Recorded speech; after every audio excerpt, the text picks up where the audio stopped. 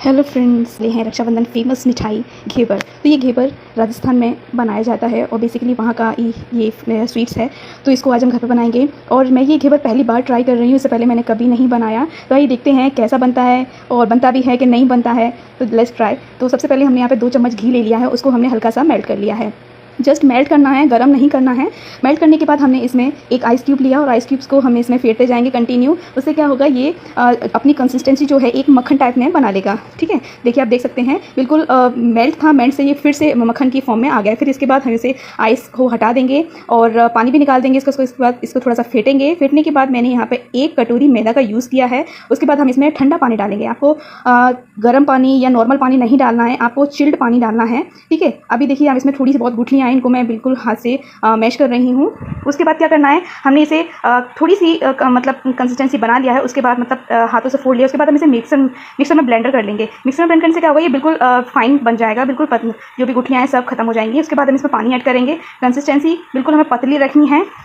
ठीक है, अब इसके बाद हमें क्या करना है, हम ऑयल गर्म करेंगे। ऑयल मैंने यहाँ पे भगोनी में लिया है और इसका लेवल भी आप देख सकते हैं, ऑयल का लेवल कितना है। इस तरीके से आपको लेवल लेना है और फ्लेम आपको हाई रखना है। ऑयल ठंडा नहीं होना चाहिए और धीरे धीरे करके आप इसमें अपना जो घेवर का बैटर है वो डालते रहिए। जैसे ही इसमें बबल्स आएँ तो जब आप डालोगे तो बबल्स आएंगे, बबल्स नॉर्मल हो जाए फिर आपको सेकंड बैच डालना है, फिर बबल्स नॉर्मल हो जाए फिर डालना है। यानी आपको ऐसा नहीं है कि आप डालते जाओ, नहीं, बबल्स हमारे बिल्कुल कम हो जाए फिर हमें डालना है, बबल्स कम हो जाए फिर हमें डालना है। इसी तरीके से आप कम से कम 10 से 12 बार इस बैटर को डालिए। और जो घेवर है वो एक घेवर बनने में कम से कम 15 मिनट तो लेता ही है। एक घेवर बनने 15 मिनट लेता है, क्योंकि इसको बिल्कुल क्रिस्पी होने में, बिल्कुल गोल्डन ब्राउन होने में टाइम लगता है। और सबसे मेन बात यह है घेवर की कि आपको फ्लेम हाई रखना है। घेवर का जो बैटर है, जब इसके बबल्स कम हो जाए तब डालना है। सेकंड थिंग, आपको इसमें चाकू वगैरह कुछ चलाना नहीं है साइड को छुटाने के लिए। जब ये अच्छी तरीके से पक जाएगा ना तो ये साइड अपनी ऑटोमेटिकली छोड़ देगा। आप देख सकते हैं किस तरीके से मेरा यहाँ घेवर बनकर तैयार हुआ है। फिर भी मैं फर्स्ट बार बना रही हूँ, तो यहाँ पे देखिए कितना बड़ा होल हो गया इसमें। मैंने ये होल ज़्यादा बड़ा कर दिया। अभी आप देख सकते हैं ऑयल कितना गर्म है। इस तरीके से थोड़ा थोड़ा बैटर डालना है। ऐसा नहीं आपने अपना चमचा या स्पून पूरा भर लिया, बिल्कुल थोड़ा थोड़ा करके डालना है। और बबल्स कम हो जाए फिर डालिए। अभी देखिए बबल्स कम हो गए, फिर से मैंने डाला। इस तरीके से आपको ये बना लेना है। तो फर्स्ट टाइम में हमारा ये एक घेवर बनकर तैयार हो गया था। इसी तरीके से मैंने यहाँ पे मेरे 3 घेवर बनकर तैयार हुए थे।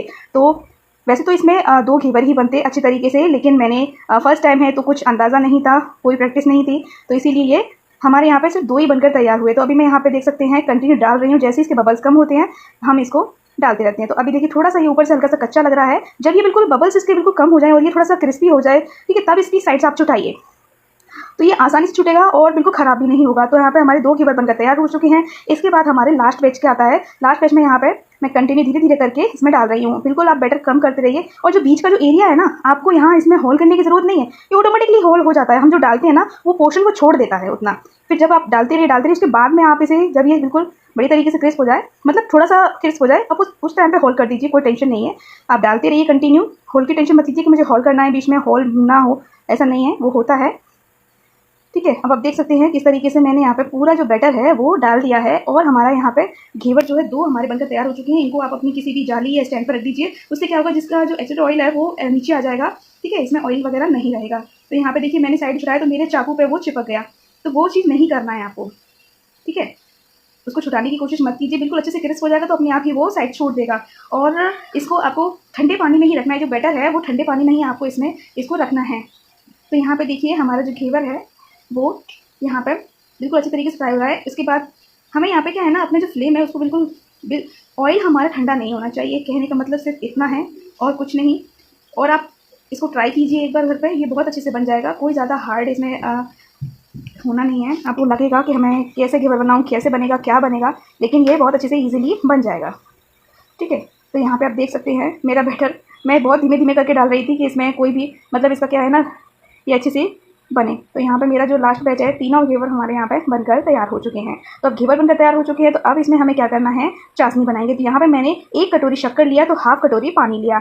मेजरमेंट आप याद रखिए, 1 कटोरी शक्कर तो हाफ कटोरी पानी। जितनी आप शक्कर लें उसकी आधी आपको पानी लेना है और इसको जस्ट मेल्ट करना है। थोड़ा सा बॉईल करना है, ज़्यादा बॉईल नहीं। इलायची पाउडर डालिए या आपको पास केसर हो तो केसर डाल दीजिए।